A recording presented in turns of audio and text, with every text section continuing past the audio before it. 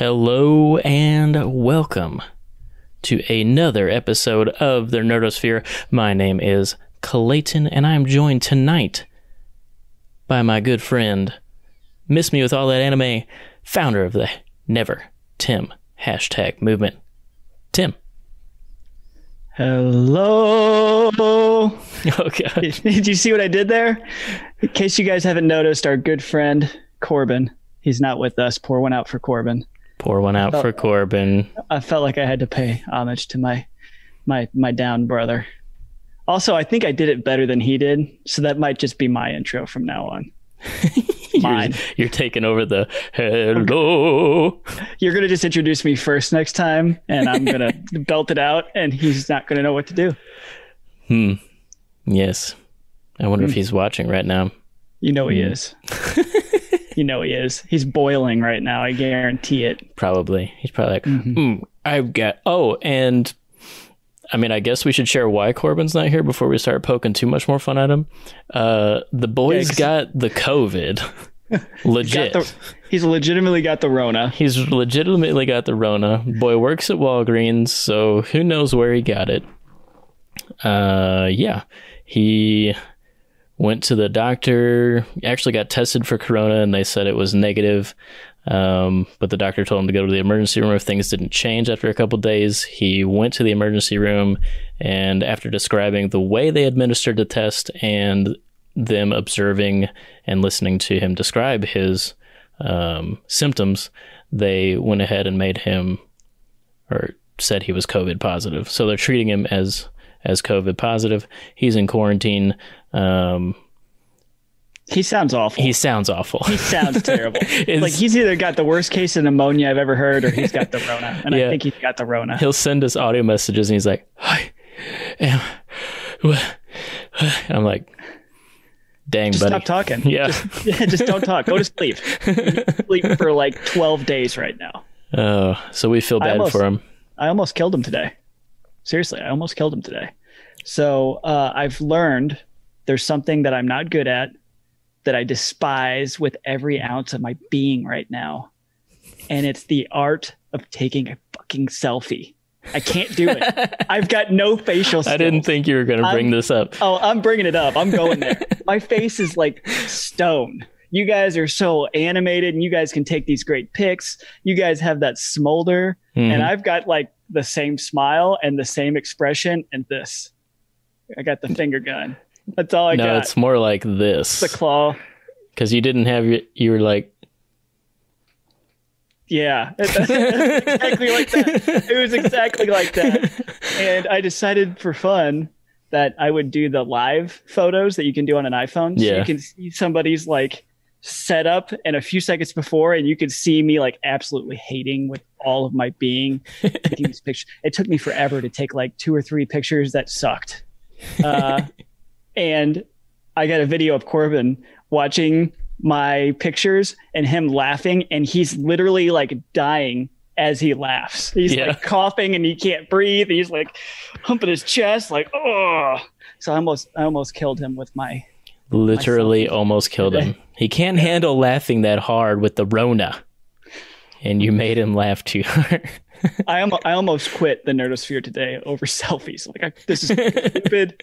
I hate this. I hate you. Look, I'm done. If you want to perform cool interviews with cool celebrities, like we're gonna do later, we'll show everybody your awesome interview with Paul Tremblay here in a little bit. Award-winning author. You gotta be able to take promotional pictures that I can use on thumbnails. There's 2 things. One, I suck at taking pictures and I hate it and I'm unoriginal. 2, you said, hey, make sure there's no shadow.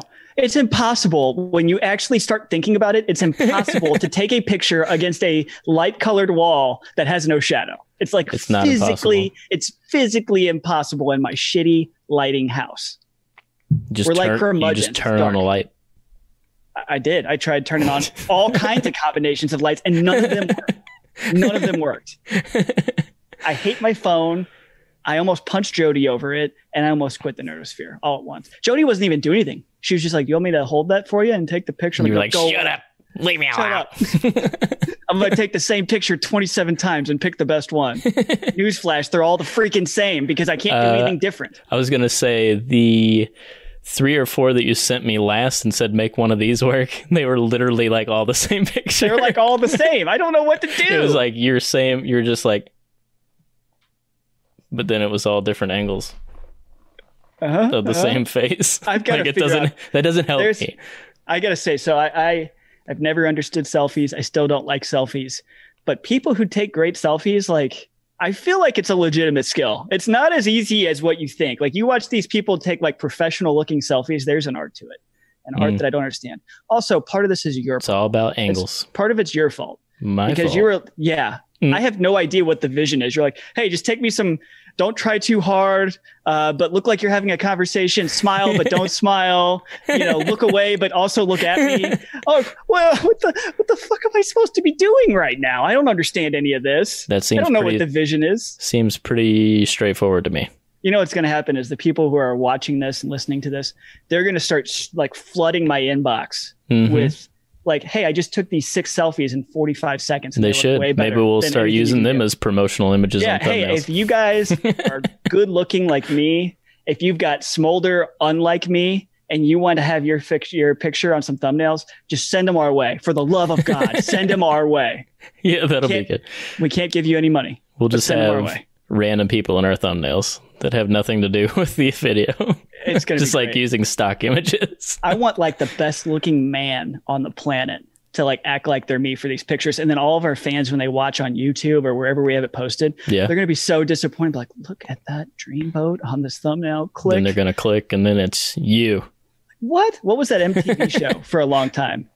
I don't know. People would post like pictures of themselves. Catfish. Isn't that what it's called? Maybe. The one who, catfished. Yeah. They use like where you're totally like misrepresenting. Yeah. I'm going to catfish people from now on. It's going to be my skill. That's just called clickbait in the YouTube community. Oh. I am a boomer. So boom, man. Yeah. So, welcome to everybody tonight. Thanks for tuning in. Thanks for listening. As we briefly mentioned, tonight's going to be a little bit different because we're down a man thanks to the coronavirus, but we're going to share with you a cool thing. The main topic tonight is going to be an interview that Tim was able to do with award-winning author Paul Tremblay. He's a famous horror writer. He's won the Bram Stoker Award now twice because he won it this year, right? When's the last time he won it? Back 2016, something like that? He won it at the end of 2015. And he won it again in 2020 for his most recent book. Cool. And that's, for anybody who doesn't know, that's like a big deal award. Yeah. For the horror community, that's the Golden Globe right there. So he is a legit great writer that a lot of people haven't heard of, and he is super interesting to listen to. So we talk about a lot of stuff. I don't want to tease it too much, but even if you're not into horror novels, we kind of got into depth on like where he goes and what his process is for writing. And I always find that stuff super fascinating. I'm a mechanics guy. I like to know, like, how do you get in the zone to build something that's awesome? And it kind of walks through that. So if you're interested in writing or just how people get in the zone, or horror novels, that's soon to become a movie with a great director as well, stay tuned for the interview here soon. Yep. We'll play that instead of a normal topic. Let everybody enjoy that. Before we get into that, though, I think did you have any... besides your selfie issues, do you have anything you want to talk about before I don't want to talk about anything anymore. I just relived my 45 minutes of horror trying to take selfies and almost flushing my iPhone down the toilet. Oh, geez. It's disgusting. I hate you. What was worse? The worst thing about it was, like, when I was struggling, you guys just casually rip off selfies that look great. Just like, bam, you asked me. Bam. You said, give me some examples, and I, in about 3 minutes, sent you 8. They were just perfect. The only criticism I have is that you had like Taco Bell all over the collar of your white shirt. Yeah, I don't really know. I actually didn't notice it until I took those selfies. I was like, shoot, I got something all over my white collar. What was that? You look like you were homeless today. So undoubtedly, that just didn't come clean in the wash. I just grabbed that out of the dryer this morning. You look like I do every day right now. So I'm working from home and I find that like I want to wear the same 3 things nonstop. I did a Zoom meeting earlier today and I realized I wasn't even wearing like real pants. I was like in my like boxers still. It's like, oh God, this is awful. Let's make sure that camera stays up. It's a weird world out here right now. It is a weird world. It is. It's a whole new world. I do have some interesting news. I've started listening to the first book in the Wheel of Time series. Oh, I actually meant to bring this up. I'm glad you remembered. Yeah. So I'm not going to lie. I'm struggling. I'm about an hour and a half in right now, and it's moving really fast. And there's a lot of characters that are just thrown at you right out of the gate. And I started thinking, is this a book that you listen to out of the gate, or is this a book I got to like read at first? I can't necessarily speak to that because I read them first. It's a beast of an audiobook. It's 30 hours. Part of the problem is me because I listen to things at 125%. So I'm listening 25% faster. So part of it's on me. And also with audiobooks, you're just more likely to drift, you know, and have it in the background. And I did that for like 5 minutes the other day. And I was like, I got to stop because like I'm missing all kinds of stuff. But I got to say, like, I'm excited for the book because the first hour and a half, like the premise is really good. I'd never heard of this author until we talked about the Wheel of Time a couple of months ago at this point, I think, on a podcast. And he's really a great writer. Yeah. And for the first book of a series, I kind of had low expectations. For some reason, I was looking at this kind of like I looked at Stephen King's Gunslinger series. And the first book's not good. It's just not good. And like, if you listen to Stephen King talk about it, he'll say, yeah, The Gunslinger is not a good book. But if you give it to like the 3rd or 4th book in that series, it really just like develops into its own thing. And I kind of went into it with the same lens on, but so far the book is really well written and it's good. So I'm excited to dive through that and weigh in next time we talk about Wheel of Time, hopefully. Yeah. Eye of the World is, man, it's such a good book. And Robert Jordan, he is the greatest fantasy author of our generation, for sure. Maybe of all time. His writing is amazing. And we kind of touched on that in that Wheel of Time versus Lord of the Rings podcast several episodes back. But I actually, the guy who helped finish the Wheel of Time, Brandon Sanderson, I started one of his series called the Stormlight Archives. Jesse actually brought that up in that podcast, and I had mentioned that I had eyeballed it and was wanting to start it. And after I could not get into now I can't even remember. Was it the HP Lovecraft? Yes, the HP Lovecraft. I bought or I used one of my credits on Audible. Go to audibletrial.com/nerd, and you can get a free audiobook, just like I did. But I used my credit, or one of my credits, to get the complete works of H.P. Lovecraft. And man, oh man, I couldn't take it. Like, I tried so hard because he's such a revered author in the horror community.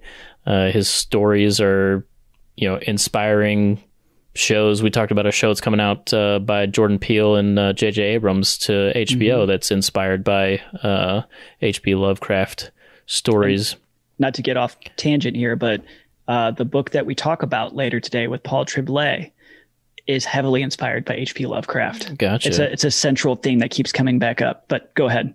Well, I just couldn't do it. I don't know if it was the people that were like the narrators who were reading it or what, but I got through about 5 or 6 stories and I was like, I just can't. I can't. So I returned it. Audible's awesome. They let you return books that you don't like. And then I use it to get the Stormlight Archives by Brandon Sanderson.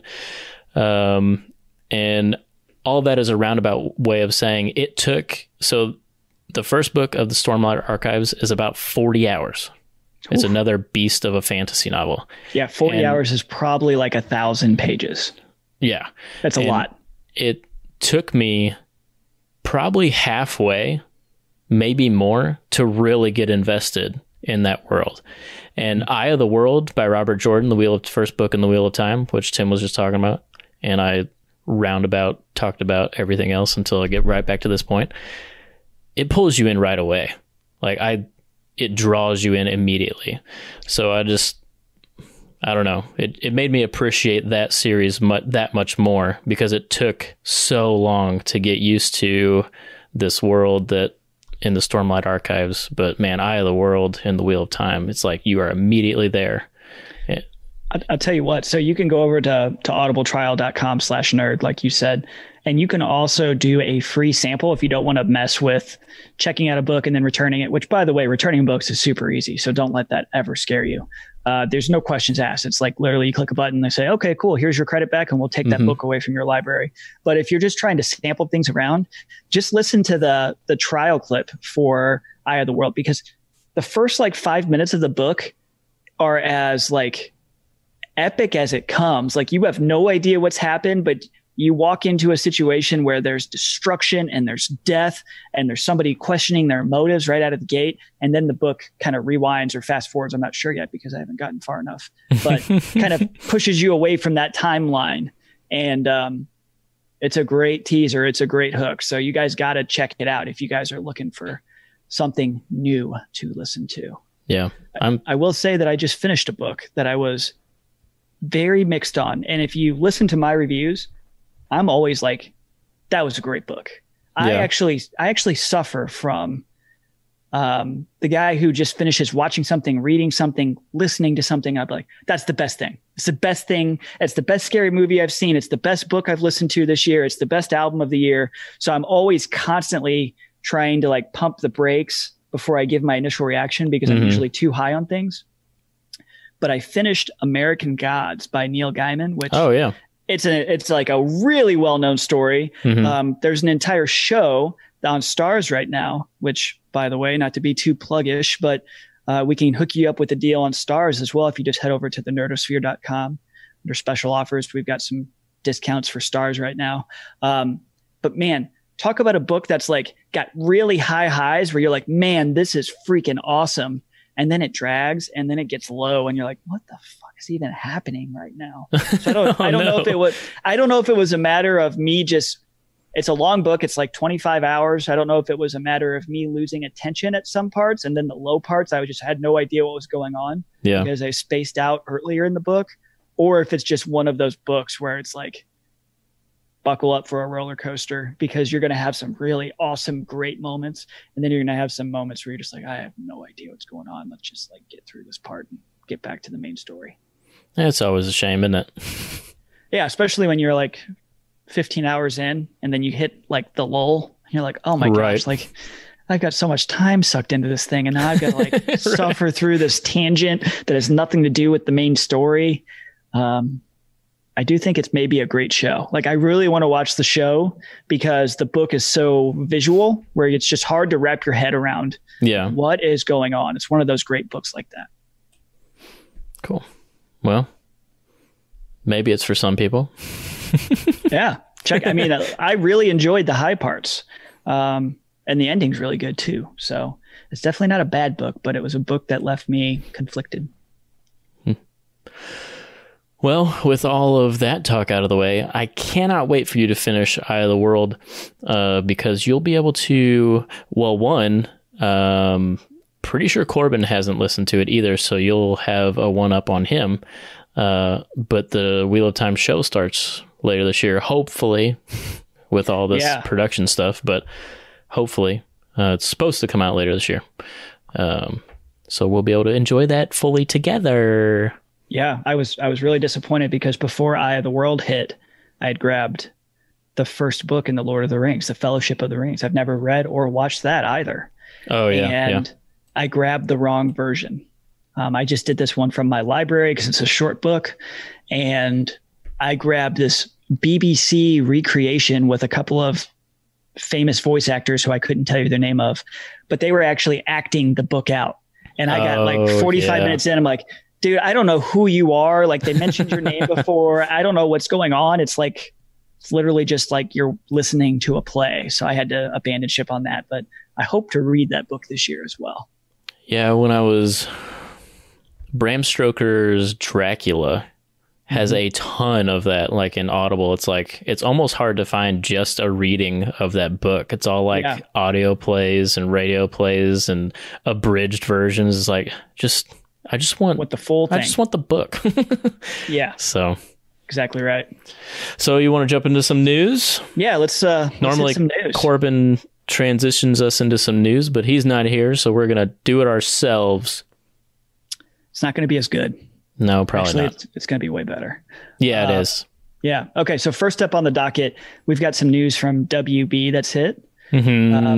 So we've talked about this in general. We actually were ahead of a lot of this with our How Coronavirus Has Impacted the Industry podcast, which is a great podcast if you're wanting a high level view of everything that's changed in the entertainment world from the virus. Yeah. But we had kind of predicted, hey, we're going to maybe see some movie theaters go out of business, and we're going to see studios really have some tough decisions on, do I want to put this in a theater or do I want to do a live stream? So we did this before Trolls or any of the other big movies changed course and said, you know what, we're going straight to video on demand. We're going to skip movie theaters. We're not going to delay release. So you fast forward 60 days and we've got probably a dozen movies that were supposed to be in theaters that are now eligible to rent.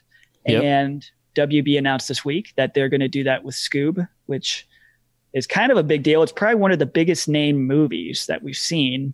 Yeah, besides Trolls, this is, and I'd say that just based on the Scooby-Doo property, this is bigger than that. I think it is. And the reason I think that is because on our website, we've got all these affiliated partners that we work with. And I was getting flooded with stuff before COVID hit saying like, hey, if you can, try to talk about Trolls. So I think the studio, which is DreamWorks, I believe, I think they were concerned that Trolls would maybe see a dip, which kind of was surprising to me because the first movie was just so iconic and really good. But I think they saw the writing on the wall that like, this maybe isn't going to be in the same ballpark. So I wasn't as shocked to see this come out to video on demand right away. Right. But I think everybody expected Scoob to do really well. Yeah. In the box office. Yeah. So WB is going to release Scoob on May 15th. So if you've got kids or if you just love Scooby-Doo, that's going to be available. And the Nerdosphere's mantra has been, if you like the idea of things coming home to where you have an option, I can go to a movie theater or I can stream it in my living room. If that's an appealing idea to you, even if there's a movie that you're marginally interested in, bite the bullet and do it, because studios are watching this right now. Yep. And if they see movies do really well, they are going to be more likely to say, hey, you know what? Maybe we're going to release this one in theaters and in homes after COVID passes. So if that's appealing to you and you're marginally interested in Scoob or Trolls or The Invisible Man or you name it that's out there right now, bite the bullet, spend the $15 and watch it, because it's going to help support that movement in the future. Yeah. So WB, what I love about them is they're taking a completely different stance on it right now. So Trolls, all these other movies have said $15, you get it for 48 hours. You can watch it as much as you want in 48 hours. Seems kind of expensive to a cheapskate like me, but when I take a step back and think about the cost for me to go to a movie with two kids, popcorn, all that stuff, it's a great deal. Yeah, huge savings. Scoob's come out and said $20 to rent it, $25 and you can own it day one, which is completely different than what everybody else has done. And I told my wife that, and she instantly said, "Oh, we're buying it." Like, because we're going to probably watch it more than once. It's only $5 extra to own it. So it's going to be interesting to see if other studios say, you know what? Hey, we're going to give people similar options from what WB is doing right now. You can rent it for a little cheaper, a few extra bucks. You can just own it. So I'm really hopeful that fans of Scooby-Doo or people with kids go out and support this. Bigger picture for WB with this story is they are really taking a serious look on how these things are performing. Yeah. And starting to question, like, is WB's future going to be the model that we grew up with, where we're releasing everything in theaters? Or are we going to maybe be different from everybody else and say, hey, we're going to make a lot of really great movies, they're going to go straight to video on demand and purchase. And as you know, there's always been a stigma where it's like something that goes straight to DVD, straight to video on demand. Yeah, it's considered not good. It's low quality. And I think they're looking at it and saying, man, we could break that stigma and make more money and be different than everybody else. So it's going to be interesting to see if this works. Well, and they're definitely showing at least a willingness to try to adapt in this situation. So the Warner Media CEO, John Stankey, he says, we're evaluating our product distribution strategy, relooking at volumes and the required support levels we need in a down economy. We're rethinking our theatrical model and looking for ways to accelerate efforts that are consistent with the rapid changes in consumer behavior from the pandemic. So they're on board with adapting to consumer behavior that's changing rapidly. So it's very exciting. And I think that's the way of the future. Super hopeful that we see this do well, because I would like to see some of the movies that I was really looking forward to come out on video on demand right now. I am sick and tired of the same queue in Netflix and no sports being out there. I want something to look forward to. So if this lingers longer than May, or if we see wave 2 come back in the fall, which is what some people are worried about right now, I want to see us build up this infrastructure where we have some options to stay entertained. Yeah, definitely. So another thing we can talk about, we got several Star Wars news. Let's talk real quick about Lego before we get into Star Wars, because after we talk about Lego, everything's Star Wars. So Universal and the Lego Group have agreed to a 5-year partnership to launch new movies and franchises. So we are going to see a ton more Lego movies. So if you're a fan of the Lego movies and these couple spin-offs that have come around so far, there is more to come. So, and I never saw the sequel, unfortunately, but the original Lego movie is awesome. And Lego Batman's pretty good. It's definitely not as good as Lego movie, but it's good. So. Yeah, it's going to be interesting to see how they expand it, because when I looked it up, when we heard about this, they've got big ideas to do more things. Last week's cast, if you haven't listened to it yet, was about Harry Potter, which is a Universal property. So like, just think about if they have a 5-year agreement, it doesn't have to be what we've seen. Universal has a ton of great properties out there that we could see make its way to Lego format for a movie. And I think some of that could be really intriguing. Fast and the Furious Lego movie, anyone? I'm kidding. It can't be worse than what we were going to get, could it? Actually, it'd be more believable. Hey, wouldn't it be more believable if a Lego car launched off of a mountain and used a grapple hook to swing around rather than an actual car? Believe it. And when like they're going 100 miles an hour and Vin Diesel standing on the hood fist fighting somebody else, makes perfect sense with Legos because they actually attach two things. Yeah. Makes perfect sense. Also, did you say Harry Potter's Universal? I think it's Universal. Isn't it WB? I think it's Universal because you can go to Universal Studios and... Yeah, but Marvel's at Universal Studios also. I think it's Universal. I think it might be WB. I think it might be one of these weird things where some of the merchandising goes to WB and some of it's Universal. Because like Universal is built for Harry Potter. And I think the Marvel thing's different with Universal. Marvel's different because Universal owned the rights to it before Marvel was Marvel, right? Like it's when it was the comic fair. Well, for movies, Universal had a handful, and there's still issues with the Incredible Hulk. Most Paramount, I think, owned a lot of the distribution. Anyway, they got in before Marvel blew up and became the Marvel that the average fan knows today. So that's why they still have the rights to everything and why you don't see it at Disney World. But we are going to see sweet stuff at Disneyland for Marvel. Yeah. Yep. We've already got Guardians of the Galaxy. If you guys have ever ridden the Tower of Terror at Disneyland or Disney World, it's probably my favorite ride. They've switched that over in recent years to be Guardians of the Galaxy driven. So it's fun to see some of these properties make its way to Disney as well. Yeah, the Spider-Man stuff that they're going to have out there looks like it's going to be so cool. Yeah, and the Star Wars stuff, which is a great segue for the rest of the news. The Star Wars stuff out there is dope. We are supposed to go back out there this year, knock on wood, as long as the virus is good. We're supposed to go back out there around Christmas time, and I am really looking forward to seeing some of the stuff they've added since last time I was there. I was there 2 years ago, and the stuff they had was already unreal. And since then, they've added more rides and more experiences. So I'm pumped. You better come home with a lightsaber for me. It's a lightsaber or one of the custom droids. Like no, one I don't of want those a custom droid. I want a hilt. What color blade would you want? That's a hard question. There's so many colors. It's an easy question. It's purple. No. Purple, man. No. Probably purple. Yellow. If I had to choose. Or white. I really like Ahsoka's white lightsaber. White would be pretty cool. Do you know why Ahsoka's lightsabers are white? I don't know who Ahsoka is.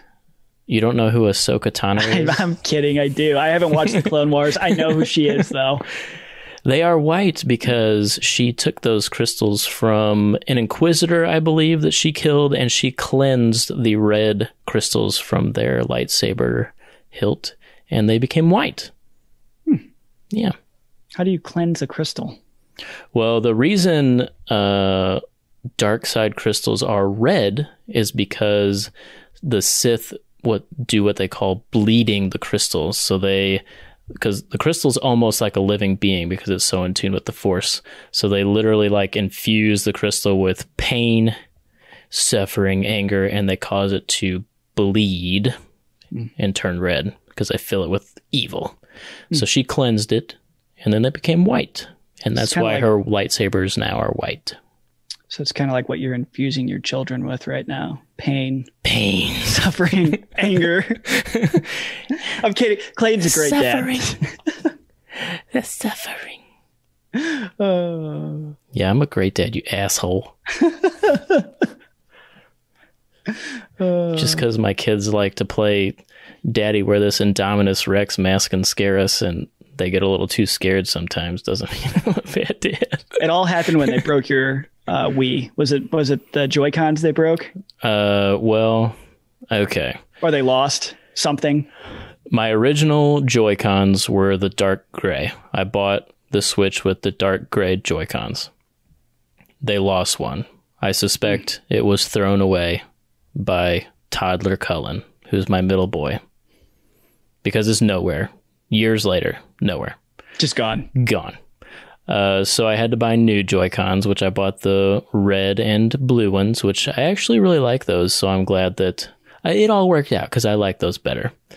However, I've been talking a couple times about how my oldest boy, Cadus, and my middle boy, Cullen, have gotten into Smash Bros. And a few other things. So they're really playing the Switch a lot. Well, they broke one of my Pro controllers. It's just bricked. It's gone. It doesn't turn on. It doesn't charge. Nothing. It's bricked. It's gone. And then I have a Zelda like paint job custom looking controller. It's like the Pro controller, but it's got paddles underneath. It's got a nice gold D-pad, Breath of the Wild Link across the front, green. The trigger buttons are stuck in. So they're grounded from the Switch. And then I came in here the other day to play PlayStation. I downloaded Warzone to play with my youngest brother, Connor, but it downloads the entire Modern Warfare game, which is 100 gigs. Yep. So it took for flipping ever, so I didn't get to play that night. But I've got this attachment here for those of you who are watching. It goes underneath my controller and adds paddles like a scuff. That doesn't work now. Have the boys been playing? They've been playing PlayStation. They've been playing Minecraft on the PlayStation. So is it because they're button mashers, or is it like frustration? I throw the controller down. I have no idea. I asked Cadus, I said, this thing is broken. You're grounded. What'd you do to it? And he goes, I don't know. I don't even use it. I just use it to charge. So like he has been taking it off controllers and putting it on the next one to plug it up. Because once you plug it in, it has to be wired to use the paddles to charge the controllers. So I don't know what he did. It's probably like breaking all my equipment. Took it off over his knees, like, ugh. We're talking $180 worth now of equipment. I'd like to imagine like kids are like on a sugar high and there's like lemonade or Kool-Aid just dripping down the controller and one of them's got it like spinning around their head like a lasso. I like to imagine it's a whole big party in there and like, what happened to this controller? Oh, I don't know. It wasn't me. Everybody. It wasn't me. There's Doritos crusted into the buttons. See, unfortunately, there's nothing obvious like that. It just doesn't work anymore. So it's probably something else to sabotage you. You've got cats now, right? I've got little kittens. Yeah, they're evil. It's the kittens. I guarantee it. I have no doubt in my mind. No, these kittens are nice. Nah, they framed the boys. Sons of bitches. Well, if they did, they're grounded from the Switch. You dang kittens. Anyways, that was a long tangent. Star Wars. So we got a couple different things. We know that Rise of Skywalker brought in the least amount of profit when compared to the other two movies in the new trilogy, which is a dang shame because it's not a perfect movie by any stretch, but it's way better than The Last Jedi. But that also doesn't bode well for a continuation in that section. Like they're already moving away from it with the Luminous Project and the High Republic stuff and focus on the Mandalorian going forward. And I am sure that once Clone Wars is done, that we're going to get an announcement of a Rebels sequel that follows Ahsoka and Sabine as they go to find Ezra Bridger. If you don't know any of that, go watch Rebels because it's a really good show. But anyways, the focus is definitely not sequels to the new trilogy. So yeah, I looked at the numbers before we started casting, and these are round numbers, so don't hold me to it. But The Force Awakens made as a profit around $800 million, which is a ton of money for profit. Yeah. And then you get The Last Jedi, and it made half of that. It was in the $400 million range. And then thankfully, Rise of Skywalker was at 300, which is still a huge drop in profit. $100 million is not a drop in the bucket in profit. That's ridiculous amount of money. Yeah. But I kind of thought there was a chance we'd see it even lower because of how many fans just threw their hands up in disgust over The Last Jedi and said, I'm done. Like, I don't want to continue this story arc. You guys have ruined Luke Skywalker and that arc for me. So I'm checked out. So it's good to see that a lot of people did go check it out. It was still a successful movie. $300 million in profit is still successful, but dang, it could have been a completely different ball game had The Last Jedi not turned the entire trilogy upside down in its head. See, and unfortunately, I think Disney will take the wrong lesson from this. They'll say, okay, people don't want this story to continue, when actually it should be a lesson and we should have had a cohesive plan from the beginning. And we've talked about this tons on the podcast, but they should have had at least either the same director across all three movies or somebody at the top who has a specific plan in mind, like a Kevin Feige type character. And they just didn't. So we'll probably never see another movie that involves Rey and them. So yeah, it's sad for sure. Yeah. We did get some other Star Wars news. We did. We know that there's going to be a new show coming out. Mm-hmm. I don't think they gave us a clear timeline yet, but they've said it's going to be female centric. Mm-hmm. So that's exciting. It's by the showrunner of the Netflix series Russian Doll, which was actually on my list of best shows from 2019. That show is awesome.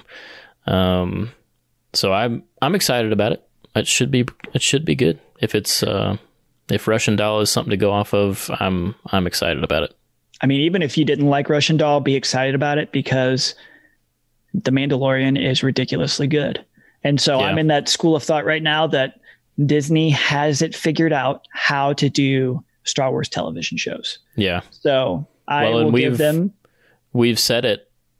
We think the future of Star Wars is television. So absolutely. And I've got faith that they're going to continue to do the brand well. So I'm looking forward to it. I'm ready to see more of these spin-off shows on Disney Plus. Yeah. Because The Mandalorian is that good. Yep. Speaking of The Mandalorian, we know that season 2 is all filmed. It's probably basically done. They probably still have some VFX stuff, and it's still on schedule to release this year, despite all the COVID stuff. That's one that has not been delayed or anything. And we also know that Favreau has officially started on season 3. So, which is super exciting. Super exciting. So they are all in with The Mandalorian, which we said they should be. And I mean, everybody loves The Mandalorian. Everybody. And if the Ahsoka rumors are true, while I kind of disagree with the casting, I can't wait to see The Mandalorian expand the universe with more characters that we love. So I'm super excited. I mean, my biggest fear was not that season 2 would be good, because I fully expect season 2 to be really good. My biggest fear is that you run into a situation like we have with The Witcher, where, and this is different. This is not apples to apples, because The Witcher I did not care for as much, but you have a show and it ends up ending and you have a promising end. And then you have to wait an entire year before you're going to get the next season because scheduling, right? Yeah. It's not a priority. And it's clear that The Mandalorian is Disney Plus's priority right now. For them to have already finished season 2 and instantly roll into filming season 3 just shows like we are going to get a lot of Mandalorian story arc very quickly, which is awesome. I'm really excited to see how many episodes we get in season 2. Yes. Because they're shorter episodes when compared to other shows out there. So I could do with 12. Yeah, remind me, did we have 8 or 10? I think it was 8. I think it was 8 as well. And I know all of us, we've talked about this before, but all of us were edge of the seat for Mandalorian. It was can't miss TV. It was waking up on Friday morning and having that internal debate on, should I watch it before I go to work? Do I need to wait until my spouse can watch it? Like, when can I squeeze this in? And when it ended, the only thing we had negative to say was, damn it, I want more. Yeah. So which is a good thing to have. I would rather have not enough and leave me wanting more than too much and me be like, oh. Yeah, absolutely. So, but hopefully they can accomplish that when still give us maybe like 4 more episodes in a season. That'd be nice. Yeah, yeah. So, all right. That's basically all we're going to talk about as far as the news goes. Do you want to kind of talk up your interview a little bit? And then we'll... so Tim's going to introduce you guys to the author, how he feels about it, that kind of stuff. And then we'll just roll the interview. The interview that you're going to hear tonight is basically the raw audio. There's a little bit of chit chat before the quote unquote interview starts that I left in there for this podcast. The video version will be live tonight. For audio listeners, that is Thursday night. So by the time you hear this, it will be live on our YouTube. So you can go to YouTube, search for the Nerdosphere, and it will be on there. We'll share it across our social medias and stuff like that too. So if you want to watch the video version, it will be live after we're done here.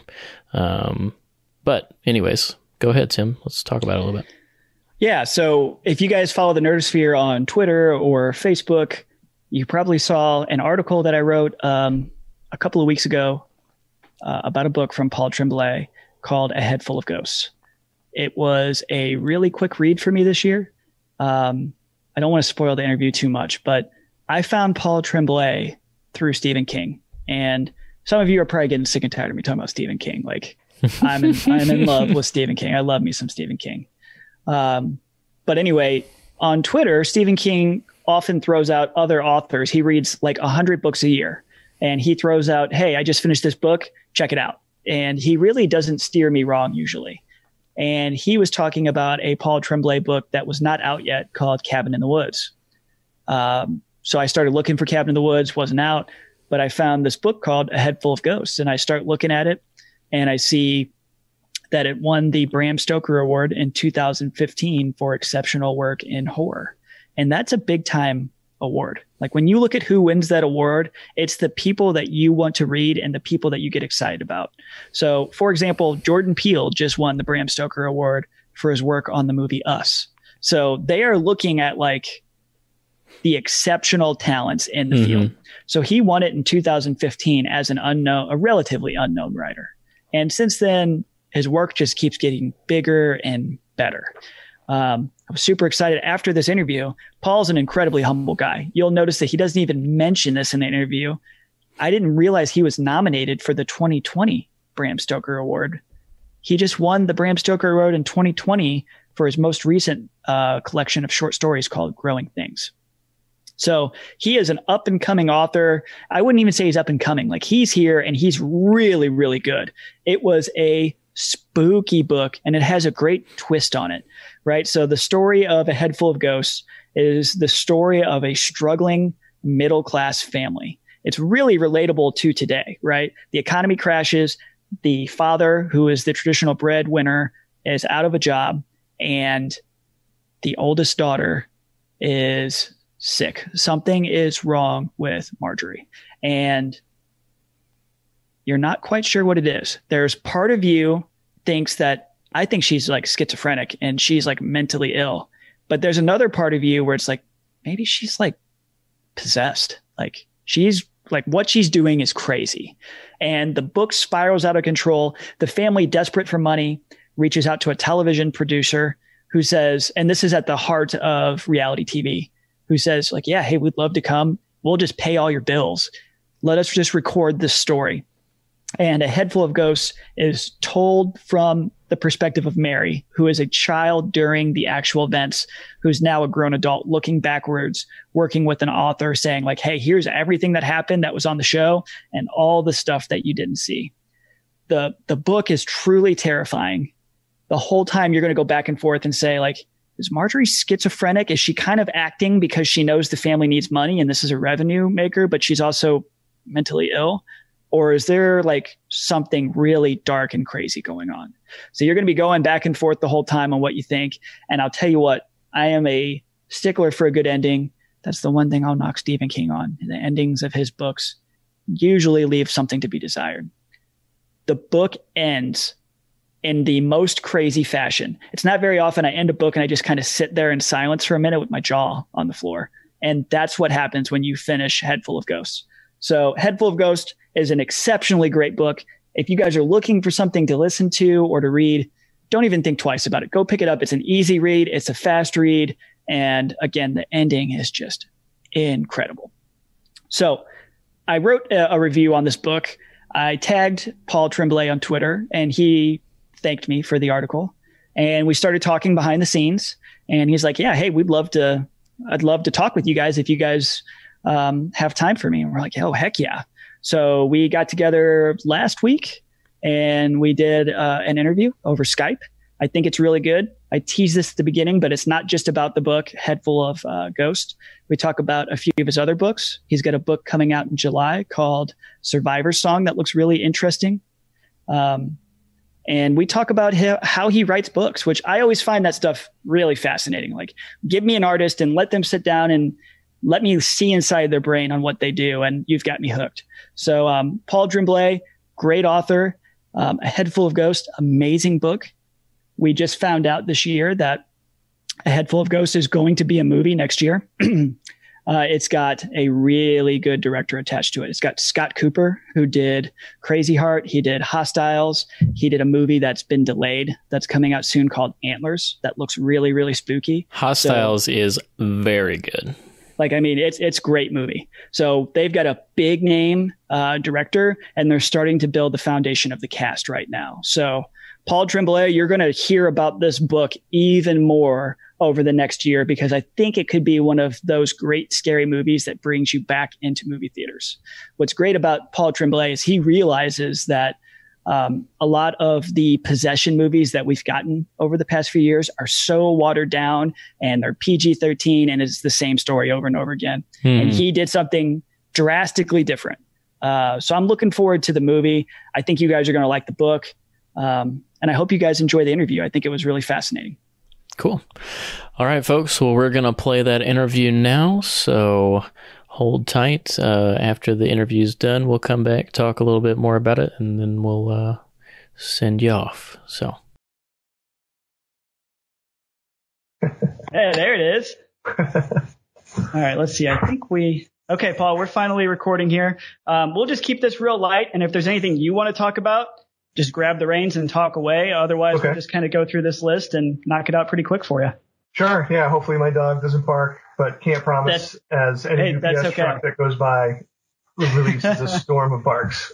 What kind of dog do you have? She's a mutt, but mostly like a mini pincher. So she's pretty small. Yeah. So we've got a Beagle Dachshund mixed. So she's like 15 pounds and she thinks she's the baddest dog on the block. It doesn't matter. There could be a sweet little kid on a tricycle and she will go nuts. So I feel your pain there for sure. Okay. So I'm going to go ahead and get us kicked off here, Paul. Okay. Hey, everybody. This is Tim from the Nerdosphere. We have a special guest here, Paul Tremblay. He is a world-renowned writer. He won the 2015 Bram Stoker Award for great work in horror. And he's the author of one of my most recent favorite books, A Head Full of Ghosts. So, Paul, thank you for taking a few minutes to talk to us and our fans. Really appreciate your time today. Thank you, Tim. I appreciate it. Glad to be here from my messy office that's become my classroom as well. I definitely understand that with quarantine right now. So, hey, Paul, I was hoping you can just kind of kick us off here. And a lot of our listeners love to write and are really interested in the process that an author goes through with writing. So I'm hoping you just kind of give us a little bit of background and maybe where your love for writing came from and when you started to really pour yourself into your writing and take it more seriously. Yeah. So, I think my path to writing is probably, I think it's different than most people. I certainly as a child wasn't like writing stories and stuff. I had an active fantasy life. Like I wanted to be Larry Bird. I was very far away from ever having become that though. But anyway, I was a math major in college. So I didn't start messing around with writing until right after grad school. I just got my master's degree in math. And I'd fallen in love with reading during those years in grad school because I was very far away from my girlfriend. I had nothing else to do, who's now my wife. So I know I just had this weird, inexplicable itch to try writing a story after, when I was 23 at the time. And for really 5 years, I wasn't all that serious about it. I was messing around with writing music too. But right around like 2000, 2001, I figured out I was a better writer than musician and started taking it more seriously. But it was still a sort of very long, slow learning process and, climb, for lack of a better phrase. I sold some short stories, from like 2000 to 2004 or 5. And then I managed to get an agent in 2006. And it's just been like a steady, slow turtle winning the race kind of thing. Or I don't know if I've won the race, but at least I'm in the race. Sure. Absolutely. Great. So I noticed your most recent book, Growing Things, is a collection of short stories, actually. And the books that I discovered you with were full novels. So can you walk us through like your decision process on do I want to write a short story or a novel and how that changes the mechanics of how you write? Sure. I've been in novel mode for a while, so been sprinkling in short stories here and there. I will say when I first started writing, it was almost exclusively short stories. It's kind of how I learned how to write. But that's not necessarily the process every writer has to go through. I know plenty of writers have only done novels. Like Grady Hendrix, for example, doesn't write short stories. He only writes novels. He's done very well, obviously. So with Growing Things, it was just more of a matter of like, oh, geez, I've been writing these novels. In between, I've written a few short stories. I had a big glut of short stories from about 10 years, that I hadn't collected into a book yet. And it just felt like the right time. And for me personally, part of it was trying to give my publisher another book, because I find it very hard to write a novel a year. So it was my plan to try to space out some of the novels a little bit. But I'm also very proud of the stories in that collection. And I did write 2 stories that are unique or special to that collection, hadn't appeared anywhere else, and both stories have connections to my prior novels. So I thought that was kind of a fun way to hopefully position the collection for people who read the novels, and they might get a kick out of the connections in the stories. But if you haven't read the novels, there's 19 stories, so you certainly would not be lost if you hadn't read the novels first. Perfect. That's great. Do you have a preference on writing novels versus short stories? They're so different. I don't know. Realistically, I know that novels are going to kind of be like what, if I want writing to be my day job, would be the way to go. The truth is, there are very few people who can make a living from writing short stories, and that list, I think, is decreasing with each passing year. I do love that the short story is, I can finish one in maybe 2 to 4 weeks. Sure. There's more of that instant gratification, where the novel is like a long marathon. It typically usually takes me 12 to 15 months to write a complete and good draft of a novel. And even though I'm up to 8 now, every time I'm in one, it feels like I'm never going to finish it. Yeah. But there's nothing like the feeling of being done with a novel. It's not the same as being done with a short story. Being done with a novel is it's a feeling I'm sort of hooked to, and sort of keeps me going on to the next one. Absolutely. I completely agree with you, by the way. Short stories seem to be a dying breed, which is why I was so excited to grab Growing Things, because the only author that I'm really plugged into right now that's doing short stories besides you is Joe Hill. He's got a couple of great collections as well. So it's refreshing to see people pouring into a short story. And I think as a reader, they're really a great change of pace, where you don't have to feel super invested and you can kind of churn through the book at your own pace. Yeah, no, it's weird. You would think with a shorter attention span, people would gravitate towards short story collections. But I think what happens is, in a short story collection, you have to go through the acclimatizing process for every story. Like, you have to relearn, here's a new setting, here's a new set of characters. If there's 19 stories, you have to do that 19 times, as opposed to a novel. You don't have to do it once and you're just sort of swept away, and so I get that part of it. I will say, for the paperback of Growing Things is going to come out later this summer.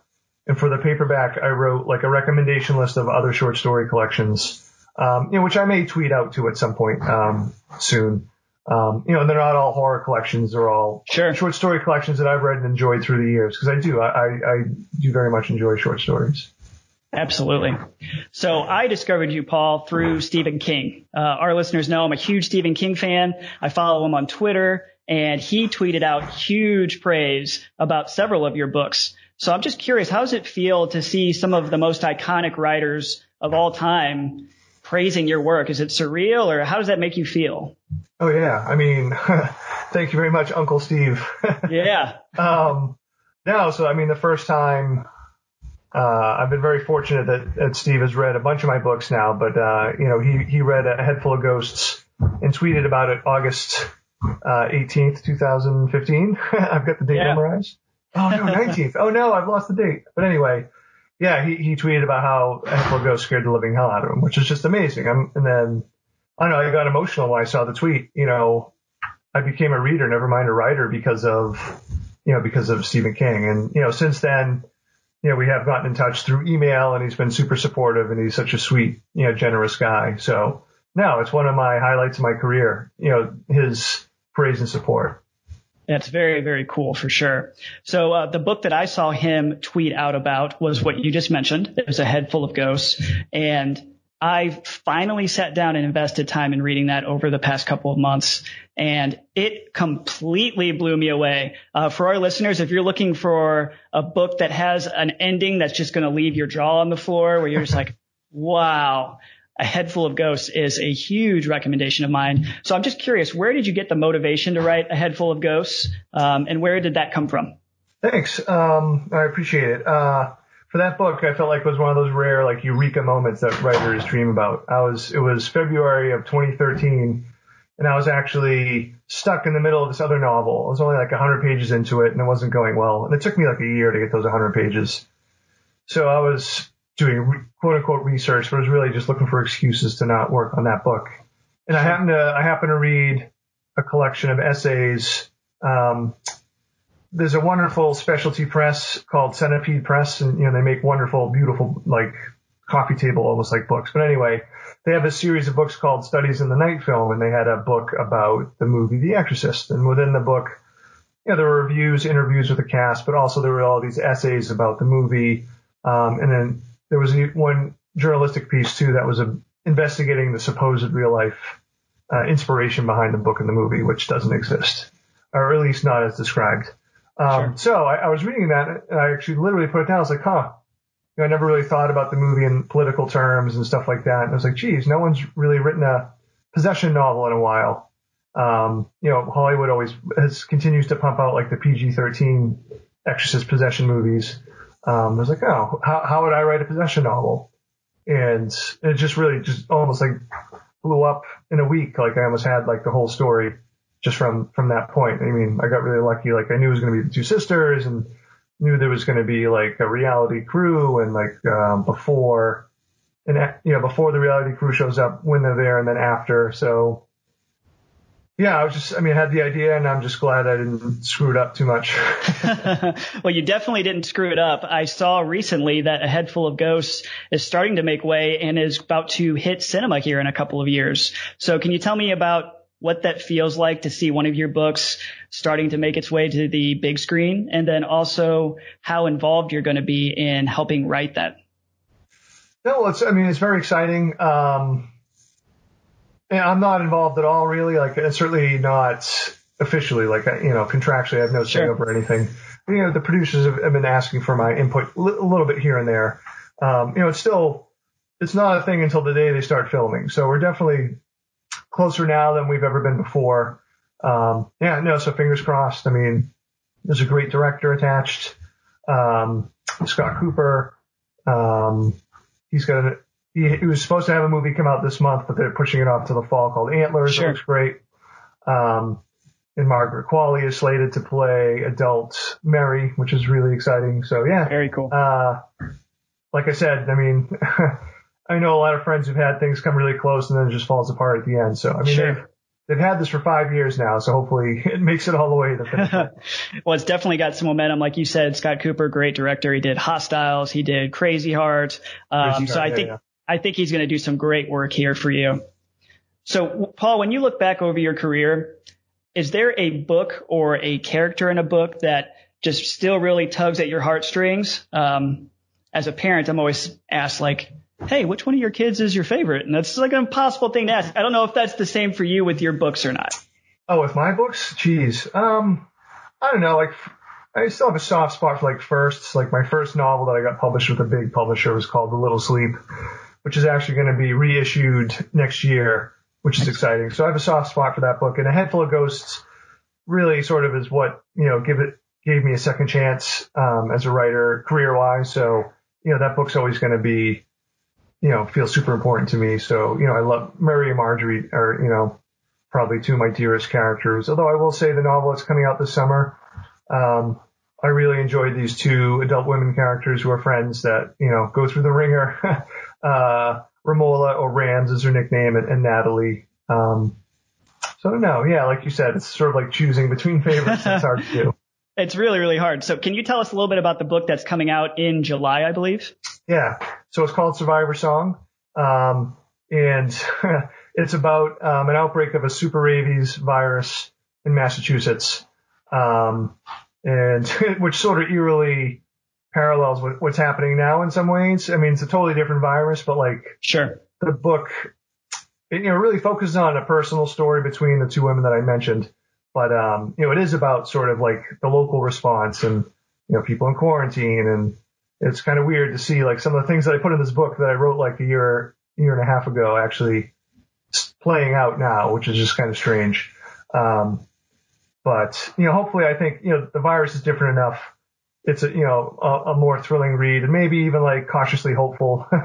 So I think if people were to read it now, they'd be okay with it.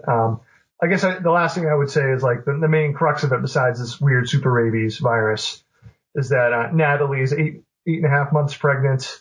Her husband is killed by someone with rabies and she's bitten. So the rest of the book is like a race against the clock to see if she and her friend Romola, who's a doctor, see if they can get Natalie vaccinated, see if they can save her, save the baby. And it's almost really told in real time. Like it takes place over 6 hours. Okay. Excellent. Yeah, I saw the premise of that and it was eerily familiar based on what we're doing right now for sure. Yeah. So that had to be surreal to see some of the things that you wrote about come to fruition here over the past couple of months. Yeah, no, I mean, my sister is a nurse in a big city hospital in Boston. So obviously right now I'm very concerned about her. Absolutely. But, she was a big help with research for the book, and talking about like what individual hospitals, what their responses would be. I mean, that's only part of the book. Like really the second half of the book, it's Romola and Natalie sort of out and about. There is a scene in the hospital where you get some of that response, but hopefully it's fun. So far the response to the book has been really positive, and hopefully people like it. That's great. So all of our listeners, be on the lookout for that book coming out this summer. Paul, I've got one more quick question for you before you go for the day. Sure. You kind of mentioned The Exorcist as being a motivator or an inspiration for your book, A Head Full of Ghosts. What are some movies or other books that have really just inspired you or transformed your view on the genre? Well, so for me, some formative stuff, just besides like reading, Stephen King, The Stand. One short story, Joyce Carol Oates's Where Are You Going? Where Have You Been? Helped turn me into a reader first. Like when I read that story as a math major in college, it's like, oh, I didn't know people wrote things like this. Another book, Mark Danielewski's House of Leaves, super inspiring. I mean, to stick with the Head Full of Ghosts themes, that book riffs on The Exorcist, but I also pull a lot from Shirley Jackson's We Have Always Lived in the Castle, which is a book I've reread, a bunch of times. Movie wise, I would love to mention Lake Mungo, which is an Australian movie, came out, just over 10 years ago. I would highly recommend people seek that out. My book, Disappearance of Devil's Rock, is definitely a little bit of a nod or a riff on Lake Mungo. And maybe more recently, a book that just blew me away. And it'll be a collection of short stories, is Mariana Enriquez's Things We've Lost What We Lost in the Fire. No, Things We've Lost in the Fire. I always screw up titles. Okay. So there's a bunch, but I mean, there's so many really great horror writers out there right now, like John Langan and Nadia Bulkin, Laird Barron, and did I say Nathan Ballingrud? I mean, there's just so many doing really wonderful work. I hope people explore, because I think we're sort of in a golden age of horror fiction. Yeah, absolutely. Absolutely. I say for me, the transformative movies, at least, were like your original Bride of Frankenstein, and then The Exorcist 3, which I saw that you recently just did a live stream on, which was really cool.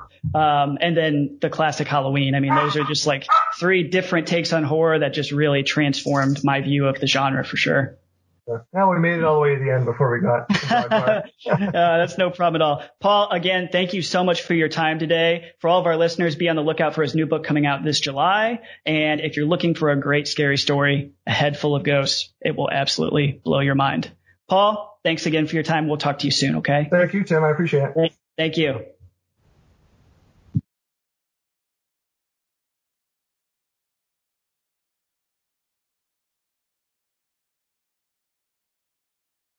All right, well, hopefully you guys enjoyed that interview.